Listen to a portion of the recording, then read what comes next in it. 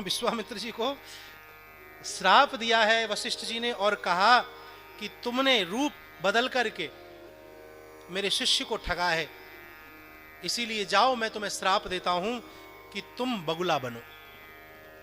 बगुला क्या होता है? बगुला बड़ा जल्दी रूप बदलता है। आप देखेंगे ऐसे खड़ा हो जाएगा एक पांव पर, नदी में एक पांव पर खड़ा हो जाएगा किनारे के आसपास। अब मछली आती है, मछली सोच रही हो इतने बड़े संत हैं, ध्यान लगा करके एक पांव पर इतनी कठोर साधना कर रहे हैं, तपस्या कर रहे हैं, और मछली जाती है पांव छूने। बगुला तो हल्की सी आंखें खोल के देख रहा हो तो आ गई आ गई, जैसे ही पास आई उठाई और गड़क से अंदर डाल दी। ऐसे बगुला भगतों से बहुत बचने की आवश्यकता है। उनका ध्यान तुम्हारे कल्याण की तरफ नहीं, उनका ध्यान तुम्हारे धन की तरफ है कि ये चेला बन जाए, ये एक बार पकड़ में आ जाए, ऐसा हो। ऐसे बहुत बगुला भगत पैदा हो रहे हैं महाराज, इनसे बहुत सावधान रहने की आवश्यकता है। हाँ?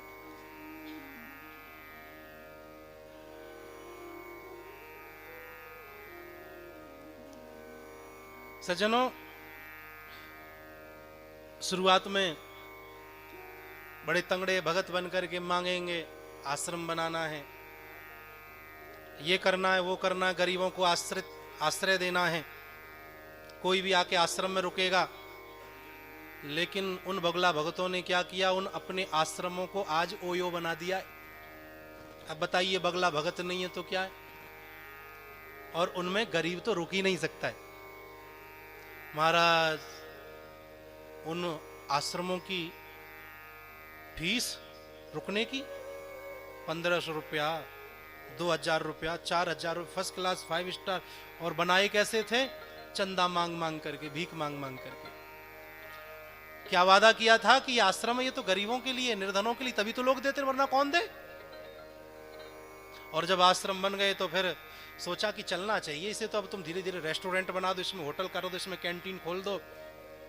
और फिर जब भी मन नहीं भरा, इसका प्रचार नहीं हो रहा, तो नेट पर डाल दिया, फिर ओयो का मोहर लगा दी। और ओयो तो कितना बदनाम है, कुछ कहने की जरूरत ही नहीं है। अब बताइए मेरे भाई बहन, मैं तो निवेदन करता रहता हूं, भैयाओ गलती का प्रायश्चित करो। ये ओयो के जो तपके लगा रखे हैं, अब चलते समय समय का कोई भरोसा नहीं, उतार के फेंको। कुछ गरीब गुरबाओं की, बेचारे साधु संतों की, भक्तों की सेवा कर लो। मैंने तो ऐसे ऐसे दृश्य देखे जो उस आश्रम में उसने अपना जीवन व्यतीत कर दिया।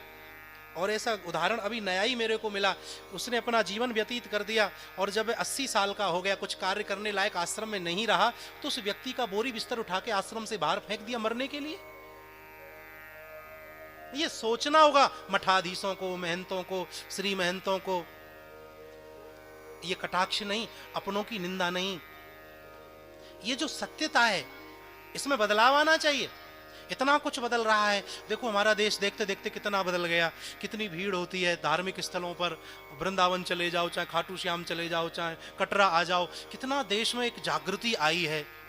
अब जब हमारे धर्म में, धर्म के प्रति लोगों में इतना उबाल आया है, उफान आया है, तो इन लोगों को भी बदलना चाहिए, इनमें भी परिवर्तन आना चाहिए, इनकी धारणा बदलनी चाहिए।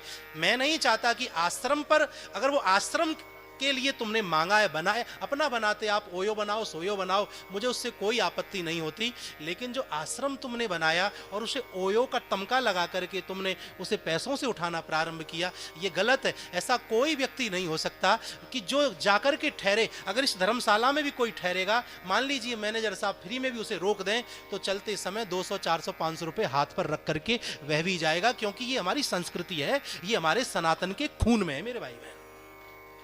कुछ चीजें सोचने वाली हैं। ठीक है, व्यवस्था के नाम पर होता है, वो देता है परमात्मा।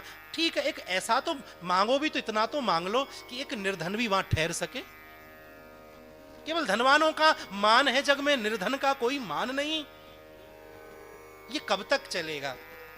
और हमने कुछ परिवर्तन करना चाहा, तो हो सकता है कि हम इस जो प्रथम चरण को, कलयुग के प्रथम चरण को देखते देखते हमें ऐसा लगता है कि जैसे चौथा चरण नहीं चल रहा हो, इसे और थोड़ा हम पीछे धकेल सकते हैं। होना तो वही है जो राम रच रखा, लेकिन प्रयास कर सकते हैं इसे थोड़ा सा पीछे